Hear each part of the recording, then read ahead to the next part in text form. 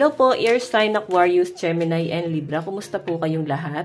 Okay, so Air Sign, maraming salamat po sa walang sawang pagsubaybay sa ating pong mga reading. And kung ikaw ay bago pa lang sa ating channel, mag-subscribe na po kayo. And i-click mo na rin yung ating notification bell para lagi kang updated sa ating mga bagong upload. So, ayan guys, sa mga interesado po sa ating private reading, iiwan ko na lang po yung link ng aking Facebook sa ating pong description box below. Okay? And, ayan guys, paalala lang din po, no? So, mag-ingat tayo lalo na at may bagyo pa. Okay? Lalo na sa mga lugar na binabaha. So, grabe, no? Grabe yung binabahang lugar talaga. Dito sa amin sa Bulacan, binabaha din kami dito guys, no? So, ayan. Start na tayo guys sa reading natin. Air sign. Aquarius, Gemini, Libra.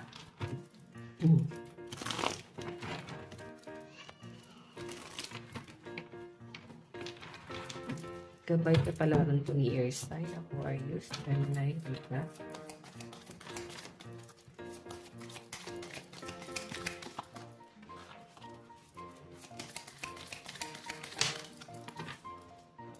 Okay, so guys, meron tayong Queen of Wands. So, actually, may nakakita ko dito, guys. Parang lalakasan mo yung loob mo. Or baka kailangan lakasan mo yung loob mo. Medyo napanghihinaan ka ng loob sa nasasagap ko dito, guys. Pero wala kang choice eh. Nakikita ko naman na yung iba sa inyo, parang kailangan mo lakasan yung loob mo. And panindigan yung isang bagay na parang hindi mo pa naman passion or hindi mo pa gamay. Sabihin na natin na gusto mo yung bagay na to, pero inaaral mo pa. Okay?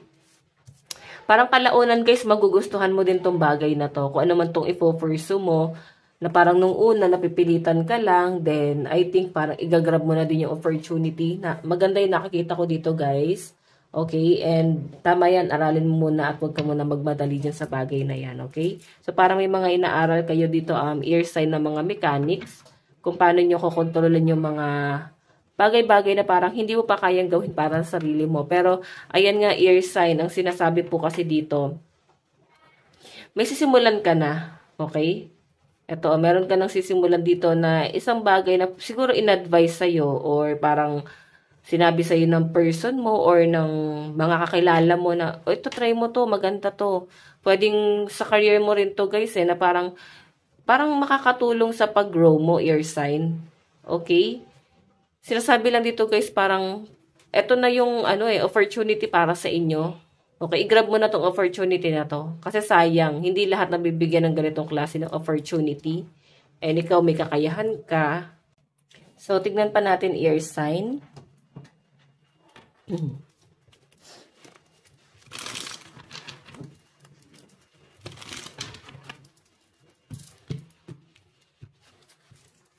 Gabay kapalaran po ni air sign, Aquarius, Gemini, Libra.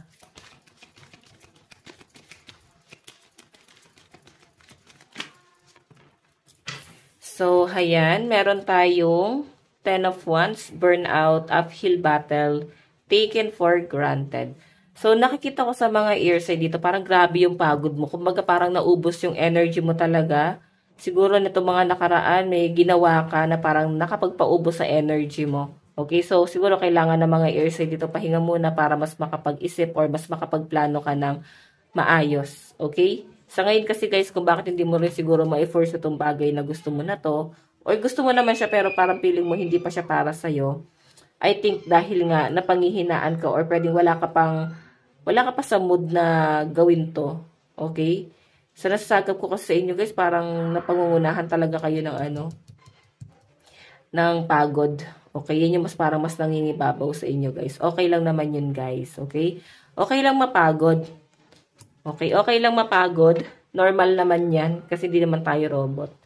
Pero siguro kasi, mas kailangan nyo dito, guys, hindi lang pahinga, no? Baka kailangan mag-unwind ka muna, mag-relax ka muna sa malayo, or baka at least kailangan mo ng exercise. Kasi talagang ang nasasagap ko sa mga air sign, ang hina ng energy nyo. Okay? Sobrang hina ng energy nasasagap ko sa inyo guys. Siguro parang kailangan mo rito. Total naman parang patungkol sa guys sa health. Baka kailangan nyo guys exercise or vitamins or baka kailangan nyo na guys ng healthy lifestyle. Yung iba sa inyo guys siguro nagme-maintenance na. Okay? Ay na, nababurn out na daw kayo guys eh. Parang siguro dala na rin guys ng stress.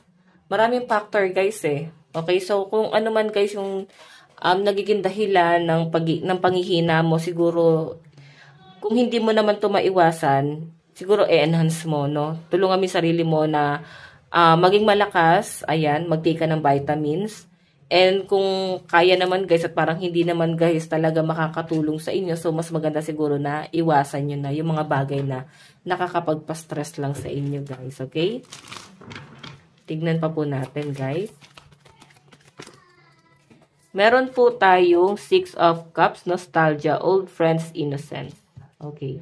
So, iba sa inyo kayo siguro nanunumbalik ka na naman sa nakaraan. Naalala mo yung mga dati mong kaibigan, mga dati mong nakasalamuha. Feeling ko, mga college friend, high school friends, elementary days, or pwede mga katrabaho. Mga taong na, parang iniwasan mo na. So, iba sa inyo guys, nagre-reminisce ka dito, parang inaalala mo yung kung sino yung mga nakasama mo noon. Or baka may mga ganyang tendency, no? Okay, hindi ka naging aware. Hindi ka aware na parang bigla mo na lang sila naaalala. Siguro dahil nga sa pinanonood mo or pwedeng may nakita kang mga kabataan siguro sa labas ng bahay yun. Tapos parang na-imagine mo na ganyan din kami dati. Ganyan, parang napagkukumpara-kumpara mo, no? Okay, iba sa inyo guys, nagre-reminisce daw po kayo. Tignan pa natin air sign, Aquarius, Gemini, Libra. Okay. So guys, meron po tayong King of Cups, non-toxic masculinity, emotional maturity, and compassion. Okay. So actually, nasasaga po nga sa mga air sign dito. Siguro, nasa medical field, o iba sa inyo guys, healer. Hindi naman guys literal na parang nag-heal, pero siguro, kung paano ka magsalita is parang nakakapagpa-motivate guys ng mga tao. Okay? So, siguro ba, parang guidance counselor or pwedeng psychiatrist. Malaki yung nagiging papel mo sa mga taong nakakasalamuha mo kasi nasasaga po sa inyo guys, yung words of wisdom na tinatawag. Okay? Magaling ka doon. Okay? Marunong ka na makipag-communicate, marunong ka na mag-deliver ng message. Though, sabihin natin guys na minsan nami-misinterpret ng mga tao kasi nga masyado kang prangka or para akala nila galit ka. Pero natatauhan naman sila guys. Siguro yan lang din talaga yung way mo para hindi na sila guys parang nagpapakatanga pa sa sitwasyon. Okay? So, may mga taong nagpapainit siguro ng ulo nyo kasi parang masyadong napapaikot yung ulo nila. May mga bagay na parang pinaniniwalaan nila kahit parang hindi na dapat, di ba? So, tingnan natin, air sign, gabay kapalaran mo. Meron po tayong be bold. Okay, be bold and make the first move. Okay, so ayan. Parang siguro guys, kung sa tingin mo hindi nila nagagampanan ng tama or hindi mo nakikita na parang may progress kung sila yung nagmamanage. Siguro sinasabi rito guys, ikaw na yung gumawa ng hakbang kasi tulong na rin naman to para sa inyo. Okay, so guys, ito lang naman po ang inyong reading. Maraming salamat po. Bye-bye!